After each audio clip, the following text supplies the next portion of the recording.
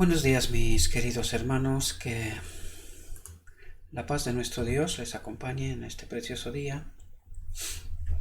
Hoy quiero traer delante de vosotros otra reflexión que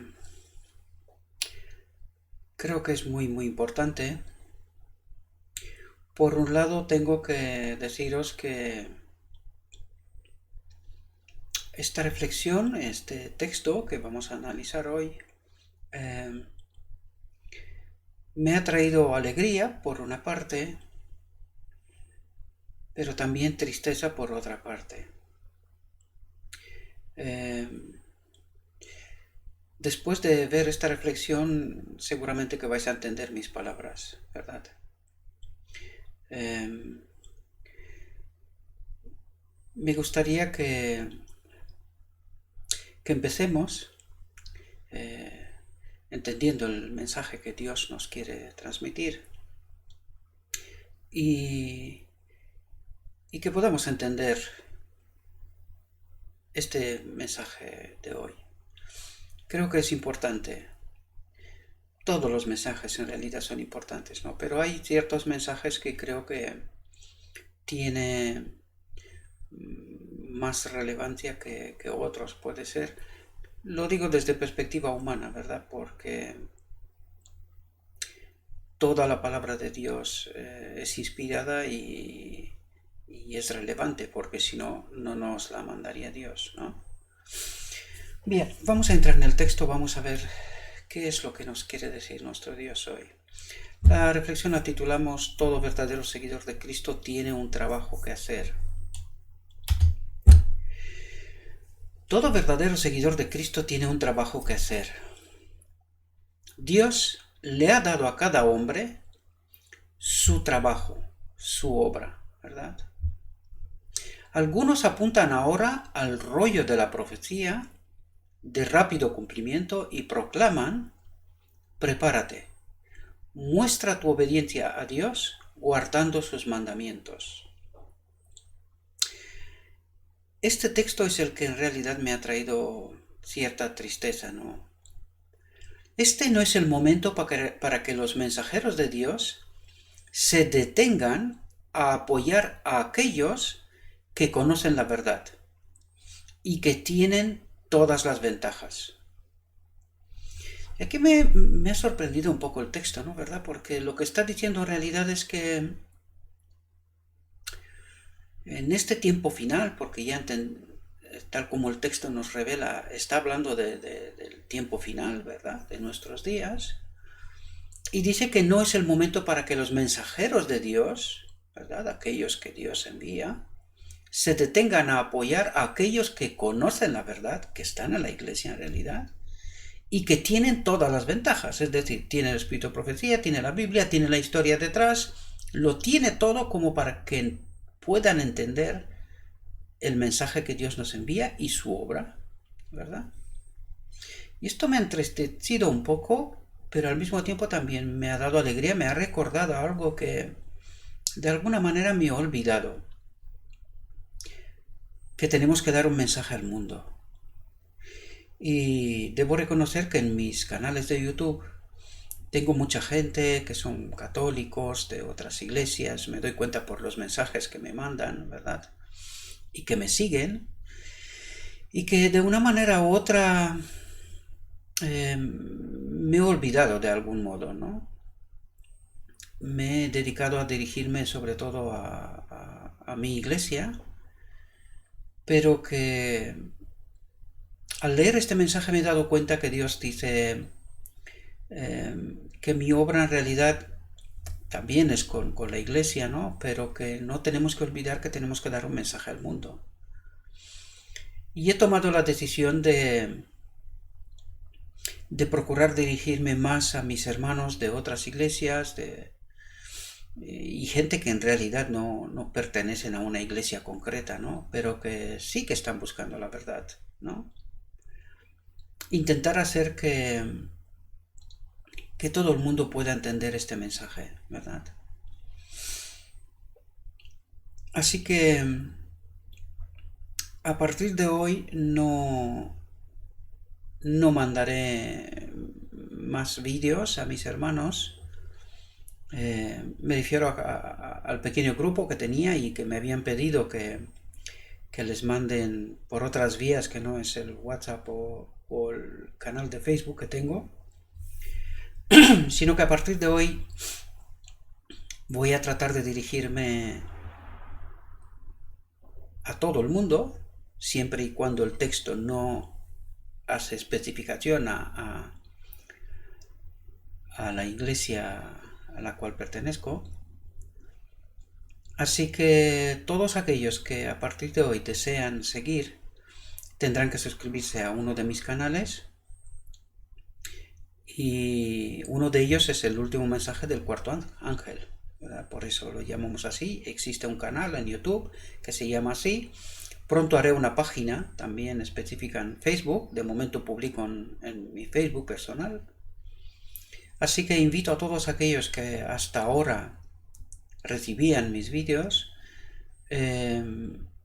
si así lo desean, si quieren seguir viendo estos vídeos, pues que lo sigan en YouTube y en Facebook. ¿Sí? Sigamos con el texto. Dejad que sigan levantando el estandarte, que sigan levantando el estandarte y dando la advertencia. He aquí que viene el esposo, salid a su encuentro. Muchos de los que escuchan el mensaje, con mucho el mayor número, es decir, dice la gran mayoría, no darán crédito a la solemne advertencia. Eso es porque me sentía triste, no es porque no lo sepa, ¿no? Pero al final de esta reflexión he preparado un pequeño material que una hermana me lo ha enviado y que lo vi, son unos pocos minutos, pero que allí vais a entender un mensaje que es muy importante. Será al final de esta reflexión, ¿no? Pero me he dado cuenta de la triste realidad del pueblo adventista, ¿verdad?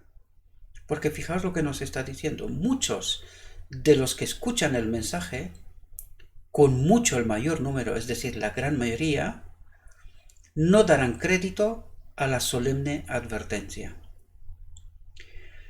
Y tengo que reconocer que creo que es así. Creo que es así.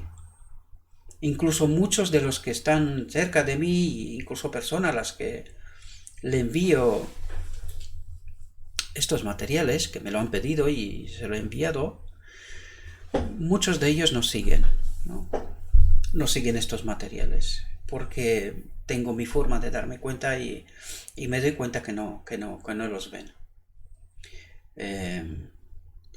Por lo tanto, por eso he tomado la decisión de no tratar a nadie de forma especial, sino que si alguien quiere verlos, son públicos, por lo tanto tienen la posibilidad de seguirlos si así lo desean. Si no lo desean, no hay ningún problema, porque mi trabajo es sembrar, no ser popular, ni que me siga gente, ni nada por estilo. No se trata de eso, no. Así que seguiré sembrando, ¿verdad? Pero que este mensaje me ha entristecido, ¿verdad? Muchos de los que escuchan el mensaje, con mucho el mayor número, no darán crédito a la solemne advertencia. Muchos serán encontrados desleales a los mandamientos de Dios. Ya lo hemos tratado en otras reflexiones y no me quiero parar más sobre este asunto, porque cada uno de nosotros tenemos que saber exactamente a dónde queremos llegar, ¿verdad? Muchos serán encontrados desleales a los mandamientos de Dios, que son una prueba de carácter. Los mandamientos de Dios son una prueba de carácter. Es decir, esta es la prueba que hablamos en otras reflexiones, y que el pueblo de Dios será puesto a prueba. Pues la prueba de carácter es los mandamientos de nuestro Dios, ¿verdad? Los siervos del Señor serán llamados entusiastas. Y en verdad es así. O sea, Es triste, pero esta es la realidad. Porque por desgracia nos fijamos en la persona, en sus formas, en el carácter y en todas esas cosas, y creo que sobre todo nos dedicamos más bien a juzgar que a analizar el mensaje. Es una pena, pero históricamente también ha pasado así. Ningún profeta ha podido ser profeta en su casa y por lo general no se le han hecho mucho caso, ¿verdad? Por eso la historia del pueblo de Dios está plagada de errores y de fracasos, ¿verdad? Desgraciadamente. Y al final del tiempo, pues, por desgracia, no será diferente. No es porque yo lo diga, sino porque todo aquel que se acerca al texto, a la palabra de Dios, no cuesta tanto darse cuenta de la realidad, ¿verdad? Los siervos del Señor serán llamados entusiastas. Los ministros advertirán al pueblo que no los escuche. Esto es lo que está pasando ahora. Estoy hablando de una experiencia personal, ¿verdad? El trato que se recibe y, en fin. Noé recibió el mismo trato mientras, atentos, el Espíritu de Dios le instaba a dar el mensaje. ¿Quién le instaba a dar el mensaje? El Espíritu de Dios. Mucha gente no entiende esto. Solo se puede entender cuando estás acompañado por el Espíritu de Dios. Cuando estás involucrado en dar el mensaje de Dios, ¿verdad? Es cuando realmente te das cuenta de esta realidad. De otra manera es difícil. Y venimos tratando de explicar esos mecanismos en todas nuestras reflexiones. Por lo tanto, si queréis entenderlo, podéis verlas, o si no, con vuestro propio estudio personal. Noé recibió el mismo trato mientras el Espíritu de Dios le instaba a dar el mensaje, tanto si los hombres lo escuchaban como si lo dejaban. Es decir, hay que sembrar. Punto. Nada más. Cuando llegue el advenimiento de Cristo, sorprenderá a los falsos maestros, que dicen paz y seguridad. Todas las cosas siguen como desde el principio. Así dice la palabra de la inspiración. La destrucción repentina viene sobre ellos. El día de Dios vendrá como una trampa para todos los que habitan sobre la faz de la tierra. Les llega como un ladrón merodeador. Si el buen hombre de la casa hubiera sabido en qué vigilia vendría el ladrón, habría vigilado y no habría permitido que su casa fuera destruida. La vigilancia habitual es nuestra única seguridad. Debemos estar siempre listos para que ese día no nos sobrepase como un ladrón. Que todo aquel que ama a Dios considere que ahora, mientras es de día, es el momento de trabajar no entre las ovejas que ya están en el rebaño, nos lo vuelvo a repetir, sino de salir en busca de las perdidas y perecientes. Y eso es lo que procuraré intentar hacer a partir de ahora. Dirigirme y poder alcanzar a todas aquellas personas que realmente están interesadas por su salvación y desean estar en el reino de Dios, ¿verdad? Estas necesitan tener una ayuda especial para traerlas de vuelta al rebaño. Ahora es el momento de que los descuidados se despierten de su sueño. Ahora es el momento de rogar que las almas no solo escuchen la palabra de Dios, sino que sin demora, y quiero que estéis atentos aquí, porque hay una verdad muy importante que comprender, sino que sin demora aseguren el aceite en sus recipientes con sus lámparas. ¿Qué significa el aceite? La presencia del Espíritu Santo, el carácter en realidad. ¿Sí? Lo vamos a ver ahora. ¿Y cuáles son los recipientes? Nosotros. Este templo purificado, ¿verdad? Nosotros somos los recipientes. Para que entendamos esto, vamos a seguir. Fijaos. Ese aceite es la justicia de Cristo. Y nosotros venimos diciendo en muchas reflexiones que la justicia de Cristo es la presencia del Espíritu Santo en su templo, ¿verdad? Por lo tanto, ese aceite es la justicia de Cristo. Representa el carácter. ¿Y qué es el carácter? En realidad es la obra del Espíritu Santo. Dijimos en reflexiones anteriores, es la suma de nuestras elecciones, inspiradas, ¿verdad?, por el Espíritu Santo y llevadas a ejecución con su poder. Por lo tanto, son los méritos de Cristo, del Espíritu Santo, entendámoslo como el Consolador enviado por su Cristo en su representación, ¿verdad? Por lo tanto, es la obra sobre nuestro carácter de Cristo. El aceite es la justicia de Cristo, representa el carácter. Y el carácter no es transferible, es decir, el Espíritu de Dios no es transferible, ¿verdad? Mi carácter. Ningún hombre puede asegurarlo para otro, por esto es una obra personal. Él es un Salvador personal, mi Salvador, ¿verdad? Fijaos, cada uno debe obtener para sí mismo un carácter purificado de toda mancha de pecado. ¿Entendemos ahora de qué nos habla?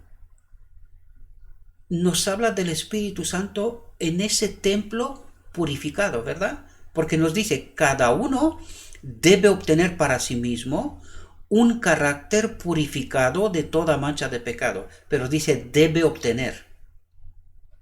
¿Lo entendemos? Es decir, es esa obra de purificación del templo y al final del día de la expiación el Espíritu de Dios, ¿verdad?, habitará en nosotros, por lo tanto tendremos ese carácter purificado, ¿verdad? Esto ocurre al final del día de la expiación en realidad. Es decir, desde ahora, pero se finaliza al final del día de la expiación.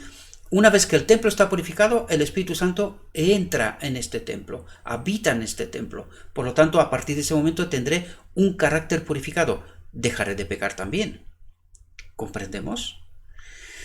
Espero que hemos entendido esta gran verdad, porque esto nos explica muchos términos que hemos utilizado hasta ahora y quizás algunos tendrían ciertas dudas, ¿verdad? Pero cuando lees el texto aquí nos dice, ¿qué es el aceite? La justicia de Cristo. Justicia de Cristo es el mensaje de 1888, podemos entenderlo otra vez, ¿verdad? La justicia de Cristo fue el mensaje de 1888. Podemos darnos cuenta ahora cuál era ese mensaje de 1888. Nos dice, el aceite es la justicia de Cristo, la obra de Cristo en mí, ¿verdad? ¿Qué obra? Para modelar ese carácter que no es transferible, ¿comprendemos? Pero entendemos que el carácter completo, el que se forma al final del día de la expiación, es cuando el Espíritu de Dios está en mí, ¿verdad? Entonces, a partir de ese momento, ese carácter está purificado, ya no peca, ¿verdad? Ya no haré elecciones en contra de la voluntad de Dios, ¿sí? Por lo tanto, podemos entender aquí ciertos términos y qué significan. ¿Comprendemos? El aceite es la justicia de Cristo, representa el carácter y el carácter no es transferible. Ningún hombre puede asegurarlo para otro. Es una obra personal, ¿verdad?, que Cristo hace en nosotros. Cada uno debe obtener para sí mismo un carácter purificado de toda mancha de pecado. ¿Lo entendemos? Y lo digo así porque es que hay gente que incluso han entendido parte de este mensaje que estamos hablando aquí, ¿verdad?, del final del día de la expiación y cuando recibimos ese carácter, y hay algunos que piensan que solo hay que esperar este final del día y se producirá es el final del día de la expiación y que en aquel momento se produce un milagro, ¿verdad? Algo casi en contra de mi voluntad. podemos darnos cuenta que esto no es exactamente así, sino que es esta obra que empezó ayer y que tendrá como finalidad el final del día de la expiación. Pero es que tiene que ser purificado este templo. Es decir, mi mente tiene que estar acostumbrada a tener otro tipo de hábitos, aparte de los que tiene ahora. Y no puede ser que entre mis hábitos sea elegir pecar, ¿verdad? Esa es nuestra pelea. Ya lo estudiamos en la reflexión anterior, ¿verdad? Por lo tanto, espero que podamos entender muy bien este mensaje, queridos, porque hay algunos que no lo entienden, no llegan a entenderlo del todo, ¿verdad? Esperan, como los griegos, milagros, ¿verdad? Es que esto no, nuestro Dios no funciona así. No funciona así. Nuestro Dios nos educa, nos forma, ¿verdad? Él trata de cambiar nuestra naturaleza. Eso es lo que trata de hacer. Por lo tanto, esto no puede ser un cambio milagroso. Si eso fuera así, lo hubiese hecho ya en Edén, con Adán. No hacía falta toda la historia de la humanidad, ¿no? El Señor viene con poder y gran gloria. Será su trabajo hacer una completa separación entre los justos y los malvados. Por lo tanto, nuestro trabajo es sembrar. No podemos juzgar nosotros quiénes sí y quiénes no. Este no es nuestro trabajo, es su trabajo. ¿Comprendemos? Pero el aceite no puede ser transferido a los vasos de aquellos que no lo tienen. Cuando dice vasos, ¿a qué se refiere? A este templo, ¿verdad? Ese es el vaso. ¿En qué templo tiene que, en qué vaso tiene que vivir el aceite, el Espíritu Santo? En ese templo. No somos nosotros los templos para el Espíritu Santo. Pues de eso nos está hablando. Pero el aceite no puede ser transferido a los vasos de aquellos que no lo tienen. Es decir, o se lleva a cabo esta obra en mí y tendré el aceite, tendré la presencia del Espíritu Santo en mi templo, o desgraciadamente seré perdido. Lo siento, pero esta es la realidad y no puedo presentar otra cosa más que la realidad, ¿verdad? Entonces se cumplirán las palabras de Cristo.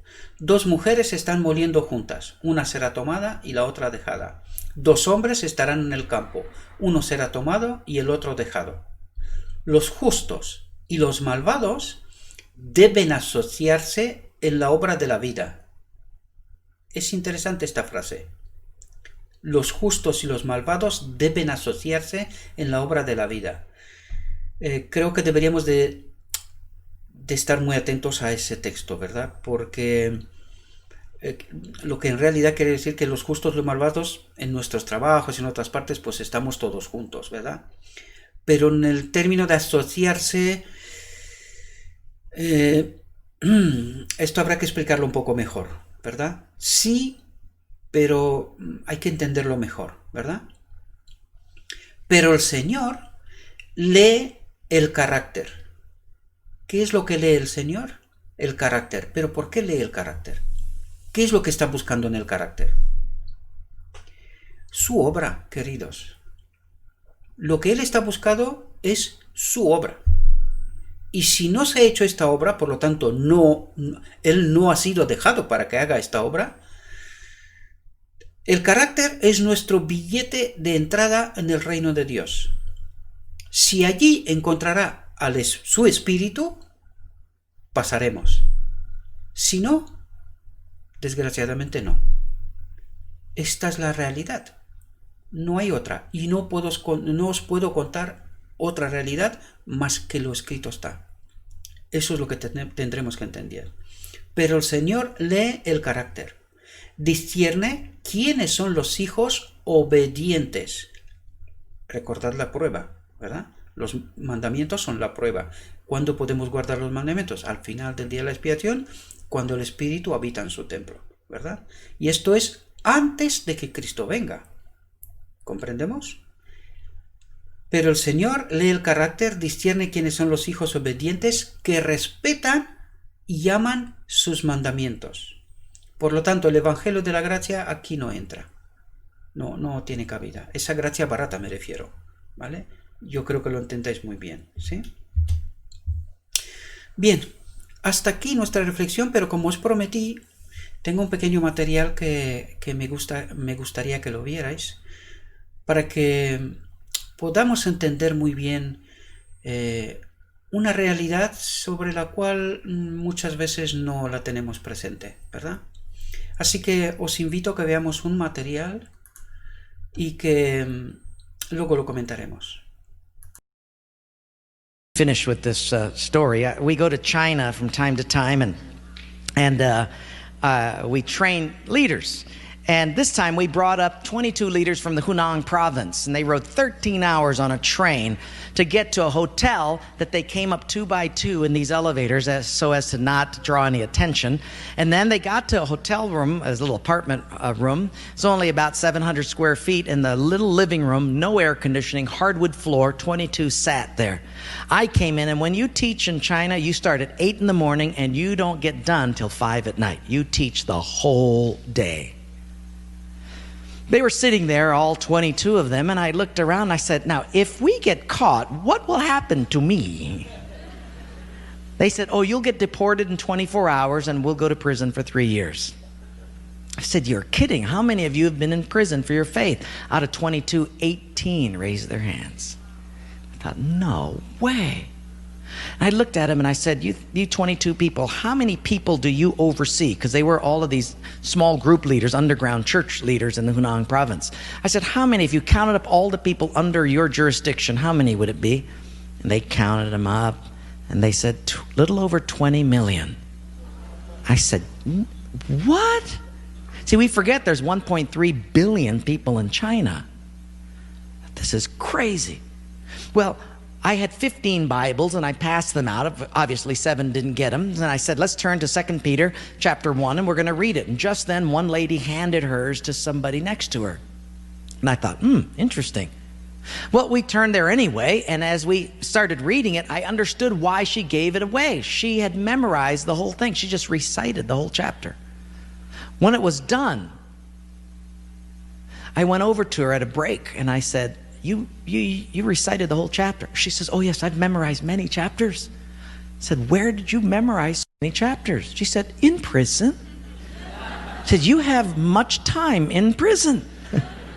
So I said, but don't they confiscate the Bible? She said, yes. So people bring in scriptures written on pieces of paper and they bring it in.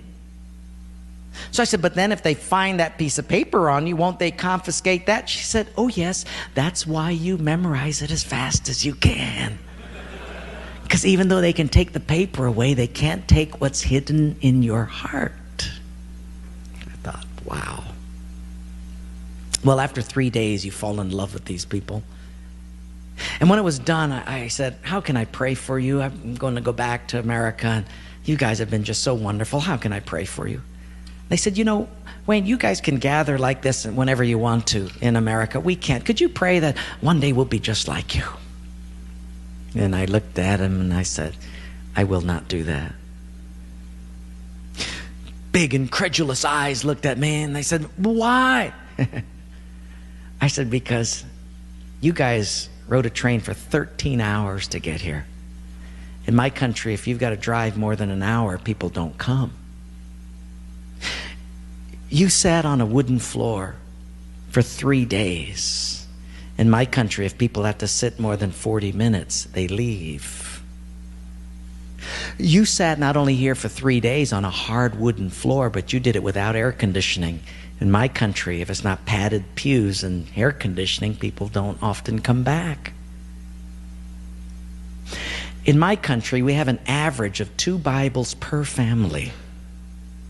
We don't read any of them.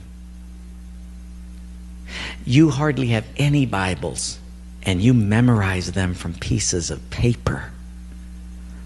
I will not pray that we become like, you become like us, but I will pray that we become just like you.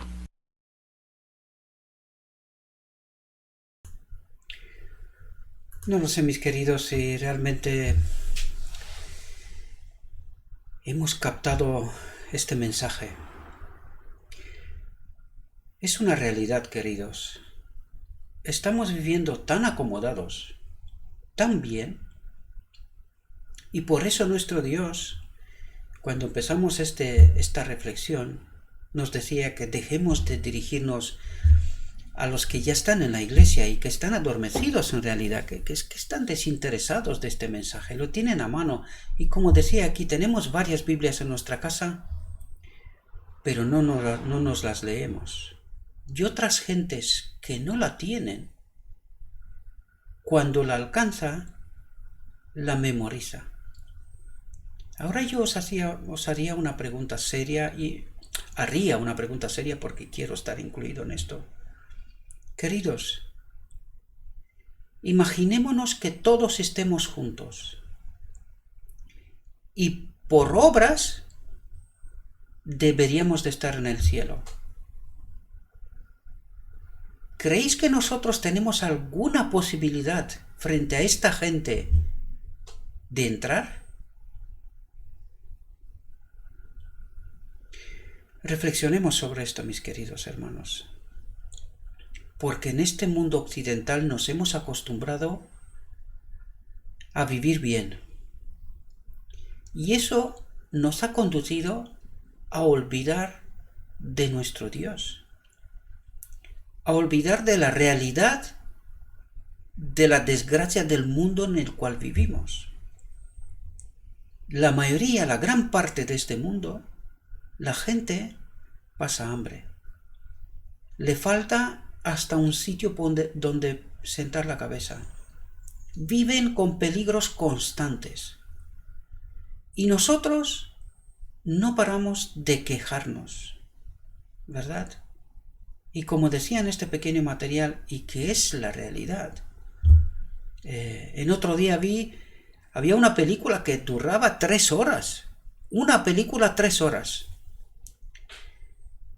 Y la gente se va y la ve 3 horas.